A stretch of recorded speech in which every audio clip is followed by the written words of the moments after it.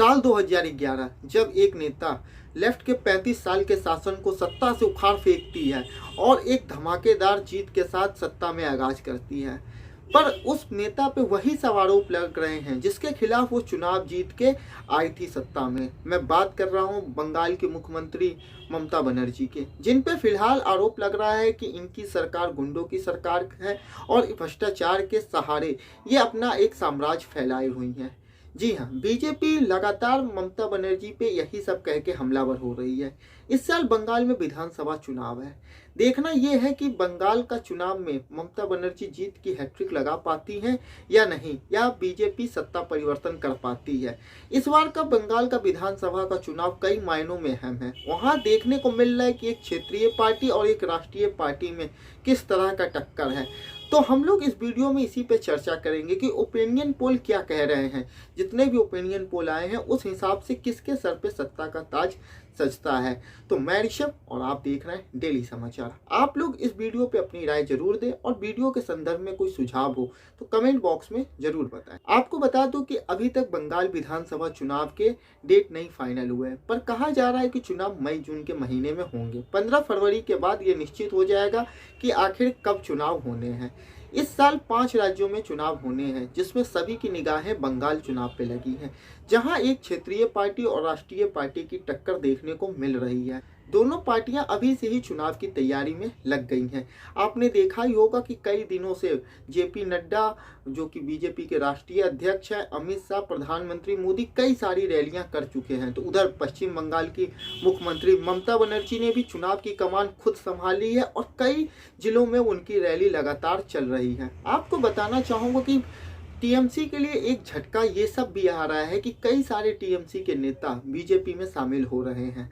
तो वहीं ममता बनर्जी का इस पे कहना है कि उन सब नेताओं को टीएमसी ने पहले से ही किनारे कर दिया था, पर टीएमसी को झटका शुभेंदु अधिकारी से लगा, जिनका एक मास बेस है, जो अपने इलाके में एक अच्छी पकड़ रखते हैं। आपको बता देना चाहता हूं कि टीएमसी कोई कार्डर बेस पार्टी नहीं है। एक नेता की छवि पे ही उन्हें इतना सारा अपार समर्थन मिला है। अभी भी ममता बनर्जी की पश्चिम बंगाल में छवि उतनी खराब नहीं है जितनी कि उनकी पार्टी के तमाम दूसरे नेताओं की है। अभी भी बंगाल में मुख्यमंत्री ममता बनर्जी सबसे लोकप्रिय नेताओं में से एक है। आपको बता दूं कि मुख्यमंत्री की पहली पसंद अगर बंगाल में कोई है तो वो ममता बनर्जी हैं और रेस में सबसे आगे हैं। 2021 के विधानसभा ओपिनियन की बात करते हैं कि आखिर 2021 विधानसभा में कौन सी पार्टी आगे चल रही है। आपको इसके लिए समझना पड़ेगा कि कुल बंगाल में 294 विधानसभा की सीट है। 2021 के चुनावी सर्वे में अभी तक ये खबर आ रही है कि टीएमसी फिर से सत्ता में वापसी कर सकती है और ममता बनर्जी लगातार तीसरी बार बंगाल की मुख्यमंत्री बन सकती है। इसी के साथ वो हैट्रिक कर सकती हैं। पर अभी विधानसभा चुनाव में समय है। 15 फरवरी के बाद ये क्लियर हो पाएगा कि आखिर विधानसभा चुनाव किस महीने होते हैं। पर अभी के सर्वे बताते हैं कि टीएमसी को 294 में से 155 से 160 सीटें मिल सकती हैं, बीजेपी को 98 से 106 सीटें मिल सकती है, कांग्रेस लेफ्ट गठबंधन को 26 से 34 और अदर को 2 से 6 सीटें मिल सकती हैं। तो 2021 विधानसभा के ओपिनियन पोल इस प्रकार है। इससे समझा जा रहा है कि टीएमसी सत्ता में वापसी कर सकती है, पर अभी चुनाव में समय है।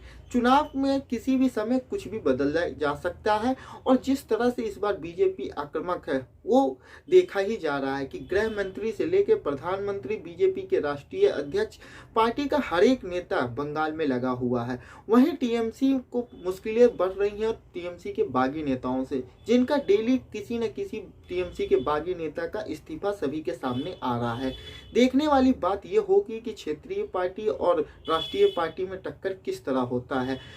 बीजेपी ने 2019 से एक अलग ही पहचान बनाई है बंगाल में और 2019 के लोकसभा चुनाव में धमाकेदार एंट्री करते हुए 18 सीटें जीती थी। आपको बताना चाहूँगा कि 2016 के विधानसभा चुनाव में टीएमसी ने अकेले 203 सीटें जीती थी, वहीं बीजेपी को मात्र 3 सीटें मिली थी और कांग्रेस और लेफ्ट की गठबंधन 2016 का भी विधानसभा चुनाव एक साथ लड़ी थी। उस समय सीपीएम यानी लेफ्ट को मिला था 23 सीट, वहीं कांग्रेस को मिला था 43 सीट। आपको बताना चाहूँगा कि 2019 के लोकसभा चुनाव में बीजेपी का वोट परसेंट करीब 40% था। तो आप समझ सकते हैं कि बीजेपी ने कहाँ 2014 के लोकसभा चुनाव में मात्र 2 सीट थी, वहीं 2019 के लोकसभा चुनाव में 18 सीटें जीती थी। तो आप समझ सकते हैं कि बीजेपी का वोट परसेंट कितना बढ़ा है। यही उम्मीद बीजेपी के कार्यकर्ताओं को और नेताओं को जगाए हुए है कि बीजेपी इस बार सत्ता में वापसी करेगी और ममता बनर्जी का किला ध्वस्त करेगी। आपका इस पूरे मामले पे क्या राय है? आप अपनी राय हमें कमेंट बॉक्स में जरूर बताएं। अगर वीडियो के संदर्भ में कोई सुझाव है तो आप हमें बता सकते हैं।